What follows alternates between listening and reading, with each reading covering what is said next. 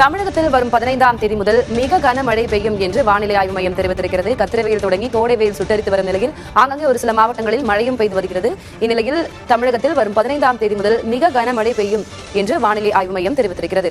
கூடுதல் விவரங்களை வழங்குவதற்காக செய்தியாளர் வேதவள்ளி இணைகிறார்.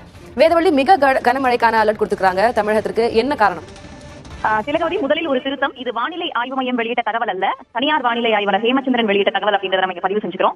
குமரிக்கடல் பகுதியில ஒரு மேலடுக்கு சுழற்சி நிலவுது அப்படின்னும் இதோடைய நகர்வை பொறுத்து வரும் 15ஆம் தேதி முதல் தமிழகத்துல மிக கனமழை பெய்வதற்கான வாய்ப்பு இருக்கு அப்படின்னும் தனியார் வானிலை ஆய்வாளர் அவருடைய பதிவில் தெரிவிச்சிருக்காரு. அந்த தகவலை தான் நம்ம சொல்லிட்டு இருக்கோம். காலையில இருந்தே தூத்துக்குடியில மழை பெய்து வருகிறது அப்படின்னும் கிட்டத்தட்ட 6 சென்டிமீட்டர் அளவுக்கு மழை பதிவாகி இருக்கு அப்படின்ற ஒரு தகவலும் தெரிவிக்கப்பட்டிருக்கிறது.